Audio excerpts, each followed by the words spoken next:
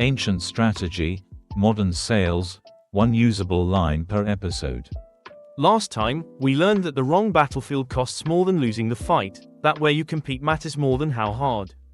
Today, why the best price in the world can't beat the right timing. I lost a deal last quarter to a competitor who charged 15% more than us. Same features, same support, higher price, and they won. What was different? They showed up 3 months earlier, when the prospect was still exploring. By the time I arrived with my better price, the decision was already forming. I was too late. By the end of this episode, you'll understand why timing changes everything, and how to read it. Here's what I always focused on: price, value, features. The assumption was, build the best offer and they'll choose you. And how often does the best offer win? Less than you'd think. Sometimes the inferior product wins because they were there first, or because they arrived at exactly the moment the prospect was ready to listen. That's timing. It's not about being the best. It's about being present when the window opens. And windows in sales open and close faster than most people realize. The window? Every prospect has a decision window, a period when they're open to change. Before the window, they're not thinking about it. After the window, they've already decided. The salesperson who arrives during the window has an advantage no price can match. Think about what timing actually means. It's not just when you call. It's when they're ready to hear you. Ready means they've recognized a problem, they're open to solutions, and they haven't committed to an alternative.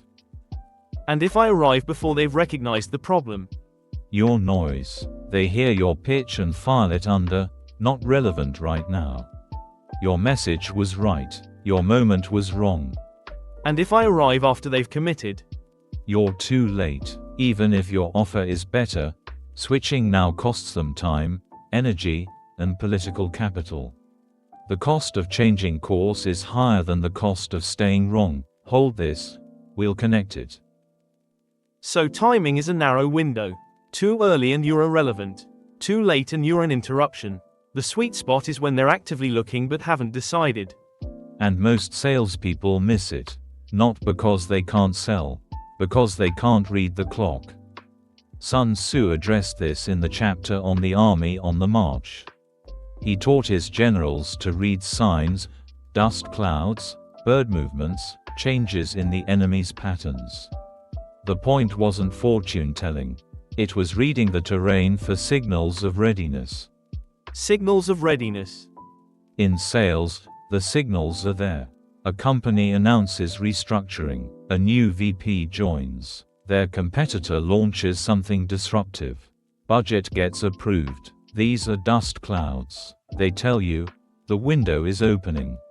So timing isn't luck, it's pattern recognition.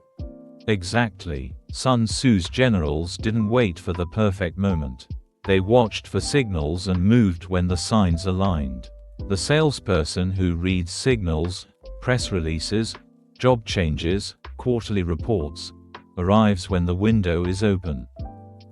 So what are the real costs of bad timing? 3, and they're all invisible in the moment. First, wasted effort. Every meeting, every proposal, every follow-up spent outside the window is effort that yields nothing. You worked hard, but hard work at the wrong time is just motion. Second, burned positioning. If you arrive too early, they remember you as the salesperson who called before they were ready. When the window does open, they think of that slightly annoying call, not your value. And third, lost leverage. Price becomes the lever when timing is missed. If you arrive late, the only way to compete is to undercut. You enter a price war you didn't need to fight, because someone else arrived on time and built relationship while you were still preparing. So the pattern is, I arrive at the wrong time, I compensate with discounts, I win fewer deals at lower margins, and I blame competition when the real issue was timing. Pricing problems are usually timing problems in disguise. When you arrive on time, price is a detail, not a barrier. So what does good timing look like in practice? 3 habits. Watch, warm, wait. Watch, monitor the signals. Set alerts for your key prospects.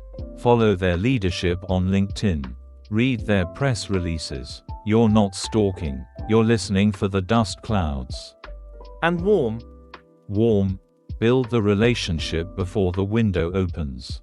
Share insights. Send relevant articles. Be helpful without an agenda.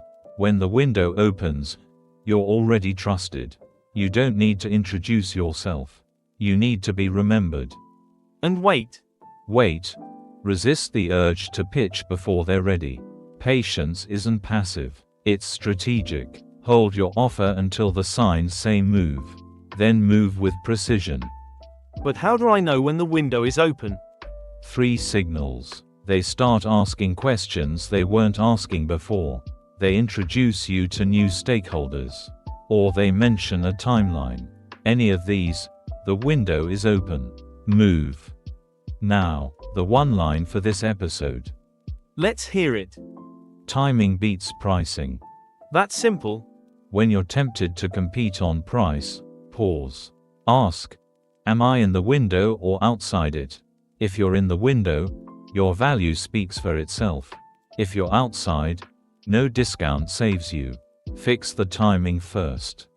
So the line is a timing check. Arrive on time and price is a detail. Arrive late and price is a crutch. 2 more tools. Build this into your weekly routine. What signals are my top 10 prospects sending right now? That turns timing from luck into a system. 5 minutes a week scanning for dust clouds.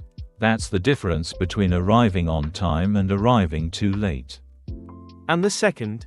When you sense the window opening, reach out with this. I noticed some changes on your end. Would it be helpful to explore how this might affect your plans? That connects my timing to their situation. And it positions you as observant, not opportunistic. You noticed, you connected, you offered, without pushing. 3 tools. One that names the principle, timing beats pricing. One that builds the habit, what signals are they sending? And one that opens the conversation, I noticed some changes, would it help to explore? All protecting the same thing, being present when the window opens. Let's lock them in. Here's my takeaway. The best offer at the wrong time loses. Timing isn't luck, it's reading signals and arriving when they're ready. Price becomes a problem only when timing was the real issue. Keep going. Sun Tzu taught generals to read dust clouds, signs that tell you when to move. In sales, the dust clouds are restructurings, new hires, budget shifts. Watch the signals. Move when they align. The principle, watch, warm, wait. Then move with precision. Drill zone. Come back here when you're about to compete on price. A competitor undercuts you by 20%. Your instinct says match the price. What do you tell yourself? Timing beats pricing. Again, like you've already decided to fix the clock, not the number. Timing beats pricing. Good. Now the signal scan. What signals are my top prospects sending right now? And the window opener. I noticed some changes on your end. Would it be helpful to explore? The sequence. Price pressure appears. First, internal reset. Timing beats pricing. Second, scan for signals. What are they telling me? Third, if the window's open, reach out with relevance.